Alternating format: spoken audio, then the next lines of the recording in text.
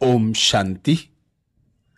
28 जुलाई 2024 राजयोगिनी दीदी मनमोहिनी जी का 41वां पुण्य स्मृति दिवस। दीदी जी को हम सब भाई बहनों की ओर से सत सत नमन। दीदी मनमोहिनी जी अपना लौकिक अलौकिक अनुभव सुनाते हुए कहती हैं, सिंध में एक नामी ग्रामी परिवार में मेरा जन्म हुआ था और जिस परिवार में मेरी शादी हुई वह भी बहुत नामी ग्रामी था। लौकिक में हमारे परिवार का बाबा के परिवार में आना जाना होता रहता था। बाबा के प्रति हमारे परिवार में एक तरह का आकर्षण भी था। आप पूछेंगे क्यों? क्योंकि बाबा भक्ति करने में बहुत प्रसिद्ध थे। कई दिखावे की भक्ति भी करते हैं, लेकिन बाबा की भक्ति सच्ची और गहरी थी। भक्ति भावना, दानशीलता, उदारता और परोपकारिता को देख मुझे उनके प्रति आकर्षण होता था तथा लौकिक रिश्ता होने के कारण बाबा से मिलना जुलना भी होता रहता था। लौकिक मां की इच्छा थी कि मेरे बच्चों की लेन देन बाबा के घर में हो, लेकिन ऐसा नहीं हुआ। दूसरे घर में हमारा रिश्ता हुआ। लौकिक जीवन में बहुत अमीर होते हुए भी मैं दुखी थी, इसलिए इधर उधर सत्संग में ज्यादा समय गुजारती थी। घर में हर प्रकार की सुख सुविधाएं थी। हर समय दान पुण्य आदि चलता रहता था। गीता और भागवत के प्रति मेरा बहुत प्यार था। इनको पढ़ने से क्या होगा यह पता नहीं था, लेकिन भागवत में जो गोपियों की कहानी है वह मुझे बहुत अच्छी लगती थी। रोज उसे पढ़ने का मेरा नियम था। मैं अपने अंदर भी उन गोपियों को देखती थी। मेरा लौकिक नाम भी गोपी था। गोपियों के साथ कृष्ण की लीला पढ़कर मेरी आंखों में आंसू आ जाते थे। गोपियां मुझे बड़ी प्यारी लगती थी। मैं सोचती थी कि गोपियां कैसे कृष्ण से मिलती होंगी।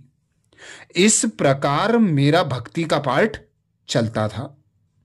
बाबा के मस्तक पर लाइट का चक्र घूमते हुए देखा।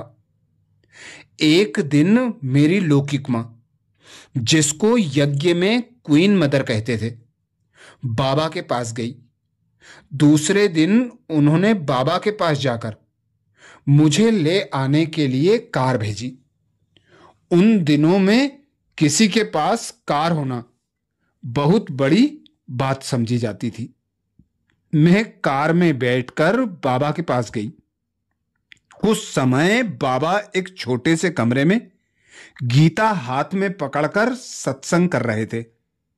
बाबा को कई बार देखा था, लेकिन इस बार बाबा के प्रति आकर्षण हो रहा था।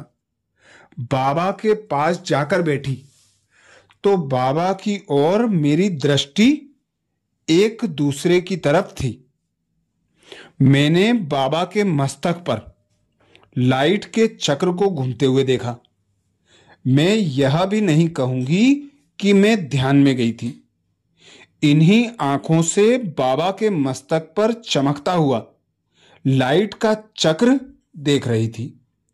बाबा कुछ सुना रहे थे, लेकिन मुझे कुछ समझ नहीं आया। अंत में बाबा ने ओम की ध्वनि लगाई। मैं उस ध्वनि के प्यार में खो गई। बाबा की आवाज में मन को डुबो देने वाला रस था। अभी तक भी मैं बाबा के मस्तक में उस चक्र को देख रही थी। उस ज्योति को देखते हुए भी मन में यही अनुभूति हो रही थी कि बाबा ही श्री कृष्ण है। सत्संग पूरा होने के बाद बाबा ने मुझसे पूछा कि सत्संग में क्या कुछ सुना? मैंने कहा, बाबा सुना, लेकिन मेरे मन में एक प्रश्न उत्पन्न हुआ है। बाबा ने पूछा, क्या? मैंने कहा, स्त्री को गुरु करने का अधिकार नहीं है ना? बाबा ने कहा, मैंने तो कहा ही नहीं कि तुम गुरु करो। बात बिल्कुल सही थी। बाबा ने कहा ही नहीं था कि गुरु बनाओ। फिर मैंने कहा, मैं कुछ ज्यादा जानना चाहती हूं। बाबा ने कहा, कल ओम मंडली में आना। दूसरे दिन गई तो किसी के मकान में बाबा सत्संग करने आए हुए थे। उस समय ओम मंडली नाम नहीं था। मैं निर्धारित समय पर गई और बाबा के सामने जाकर बैठ गई। उस समय आज जैसे चित्र नहीं थे। बाबा ने कागज पर पेंसिल से देवलोक अर्थात सूक्ष्म लोक, मृत्यु लोक अर्थात साकार लोक, ब्रह्मलोक अर्थात परम धाम का चित्र बनाया और मुझे समझाया। सुनते समय मुझे बाबा भी कृष्ण जैसे लग रहे थे। बाबा से सुनते सुनते मुझे दिल और जिगर से यह पक्का निश्चय हो गया कि भगवान की भागवत में वर्णित गोपी में ही हूं। उस समय हम श्री कृष्ण को ही भगवान समझते थे। बाबा को देखते ही श्री कृष्ण के प्रति आकर्षण के कारण मुझे नशा चढ़ गया था कि मैं ही सच्ची गोपी हूं। बाबा के साथ मैं होली, दिवाली और दशहरा भी मनाती थी। इसलिए मुझे नाज है कि मैं नंबर 1 गोपी हूं। दीदी जी के लौकिक परिवार का परिचय। दीदी जी के लौकिक परिवार की पृष्ठभूमि की जानकारी देते हुए दादा चंद्रहास जी कहते हैं, दीदी का जन्म बहुत अच्छे और बड़े परिवार में हुआ था। उनके दादाजी बहुत धनवान थे और शहर के नामी ग्रामी मुखिया भी थे। बहुत से लोग उनसे राय सलाह लेने के लिए आते थे। हैदराबाद में उनकी बहुत बड़ी फर्म थी। आयात निर्यात का उनका व्यापार बहुत से देशों में चलता था।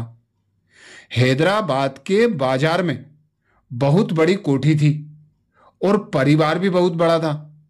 उनका नाम था आसाराम। दादा आसाराम जी के 3 बेटे थे।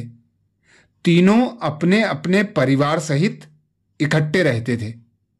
दीदी आसाराम जी के बड़े बेटे की बड़ी बेटी थी। दीदी के बाद एक लड़के का जन्म हुआ एवं उसके बाद एक लड़की का जन्म हुआ, जो यज्ञ में सील दादी के नाम से जानी जाती थी। वे मुंबई में कोलाबा सेंटर पर रहती थी। इनके बाद दीदी का एक छोटा भाई था जिसका नाम मिट्ठू था। इस प्रकार दीदी के एक बहन और 2 छोटे भाई थे। आसाराम जी के दूसरे बेटे की 3 पुत्रियां थीं। उनमें से सबसे छोटी थी ब्रज शांता दादी। वे भी मुंबई में रहती थीं। तीसरे बेटे का भी परिवार था, लेकिन उसके यहां से यज्ञ में कोई नहीं आया। दीदी की जल्दी शादी हुई। ससुराल वाले भी बहुत अमीर थे। बड़ी दादी प्रकाश मणि के कजन ब्रदर अर्थात चचेरे भाई हाथी रामानी के यहां दीदी की शादी हुई थी। दादी का घर भी उनके घर के पास ही था।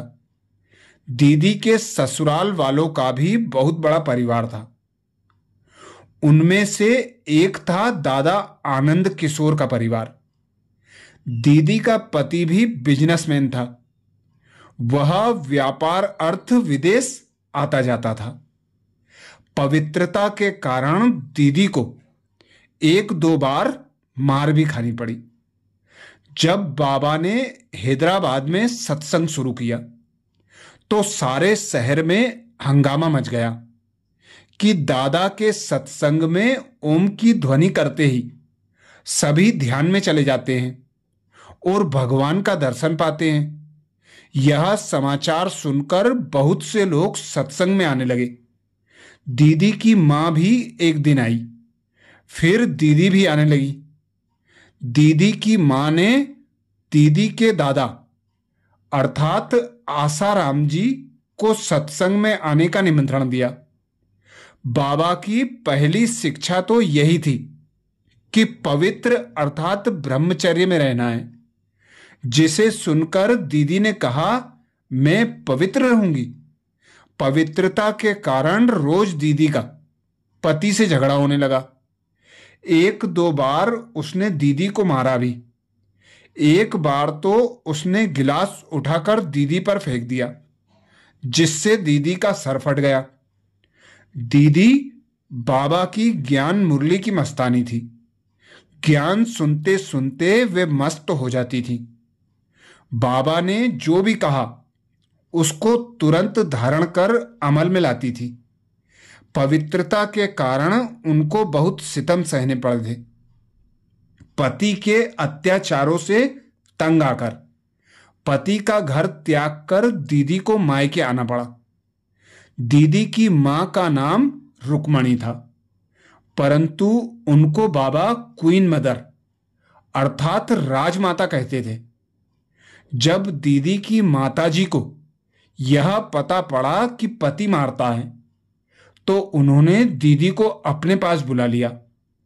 मां के पास आने के बाद दीदी, दीदी की मां, दीदी की बहन सील दादी, चचेरी बहन ब्रज शांता दादी सभी बाबा के पास सत्संग करने जाने लगे। दीदी के दादा आसाराम जी भी जाने लगे। ज्ञान सभी को बहुत अच्छा लगता था। पति के बंधन तो छूट गए, लेकिन दादा के बंधन खड़े हो गए।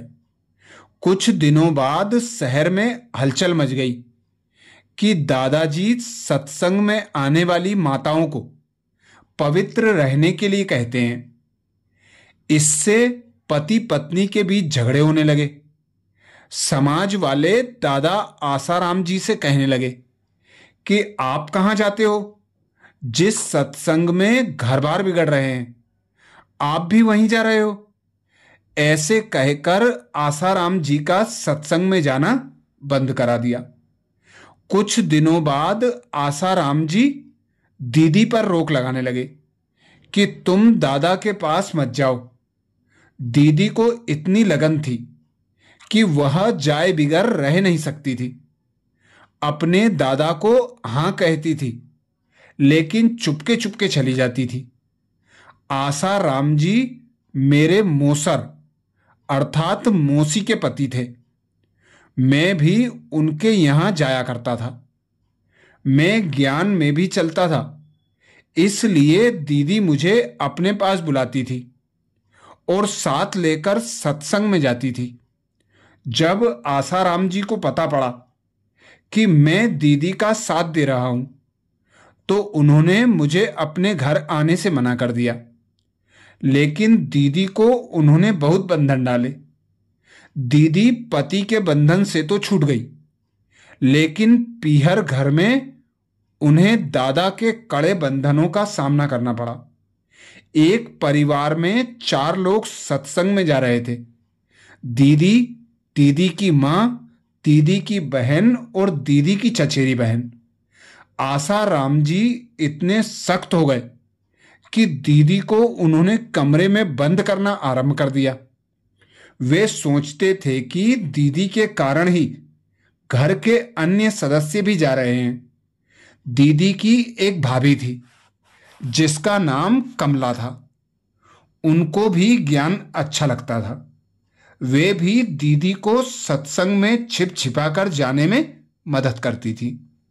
ब्रज शांता दादी के पिता भी दीदी पर बहुत बिगड़ गए और अपने पिता आसाराम जी से कहा कि अगर दीदी को ओम मंडली में जाना ही है तो हमारे घर से चली जाए। उसके कारण ही हमारे बच्चे बिगड़ रहे हैं। आखिर दीदी को अपने पियर घर से भी बाहर निकलना पड़ा। दीदी मम्मा की राइट हैंड थी। दीदी बाबा के पास आई और बाबा ने उनको एक फ्लैट दिया जिसमें दीदी, दीदी की माँ, क्वीन मदर और सील दादी तीनों रहने लगी। वहां से ये सभी ओम निवास आते जाते थे। फिर पिकेटिंग होने पर बाबा हैदराबाद से कराची आ गए। तब दीदी भी अपनी माँ और बहन के साथ कराची आ गई। कराची में बाबा ने दीदी और उनके परिवार के ठहरने का प्रबंध अलग एक मकान में किया। बंधन वाली जो भी माताएं, कन्याएं आती थी, बाबा उन सभी को दीदी के साथ रखते थे।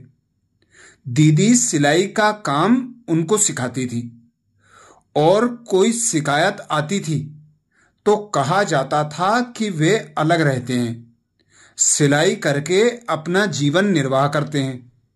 मैं भी एक दिन हैदराबाद से भागकर कराची आ गया। दीदी ने मुझे भी अपने पास रख लिया और सिलाई का काम सिखाया। दीदी ने मुझे बहुत प्यार दिया। मुझे अपना छोटा भाई समझकर हर रीति से अलौकिक जीवन में आगे बढ़ने के लिए उमंग उत्साह भरा। दीदी जिस मकान में रहती थी उसका नाम था प्रेम निवास, जो ओम निवास के सामने ही था। सिर्फ रहना उनका वहां था, बाकी खाना पीना, क्लास करना सब ओम निवास में ही था। दीदी के प्रति बाबा का बहुत आदर था क्योंकि दीदी बहुत अनुभवी थी। यज्ञ में दीदी मम्मा की राइट हैंड थी। भारत का विभाजन होने पर हम सभी आबू आ गए और इकट्ठे रहने लगे। आबू आने के बाद यज्ञ में दीदी की जिम्मेवारियां बहुत बढ़ गईं। वे हर तरह से मम्मा की सहयोगी रहीं। उसके बाद की कहानी तो आप सभी जानते ही हैं। भ्राता जगदीश चंद्र जी, जो इस ईश्वरीय विश्वविद्यालय के प्रमुख प्रवक्ता और ईश्वरीय साहित्य के प्रमुख रचनाकार थे, दीदी जी के बारे में इस प्रकार लिखते हैं कि दीदी मनमोहिनी जी का दैहिक जन्म हैदराबाद, सिंध में एक जाने माने घनाट्य कुल में हुआ था। अतः उन्हें धन से प्राप्त होने वाले सभी सांसारिक सुख उपलब्ध थे क्योंकि वे मानसिक रूप से संतुष्ट थीं। उसका एक कारण यह था कि उनकी लौकिक माता युवावस्था में ही पति के देह त्याग के कारण बहुत अशांत रहती थी। वे स्वयं अपने अनुभव से भी जानती थी कि इस संसार में कोई भी ऐसा व्यक्ति नहीं है जिसे सर्वांगीण एवं स्थायी सुख तथा शांति प्राप्त हो। अच्छा, अब जगदीश भाई जी का अनुभव जो दीदी के अंग संग का है उसे अगले वीडियो में सुनेंगे। ऐसे ही और दीदी जी की विशेषताएं, गुण तथा त्याग तपस्या के अनेक वीडियो बाबा के चैनल पर देखने के लिए दीदी की प्लेलिस्ट में जाकर देख सकते हैं। अच्छा, ओम शांति।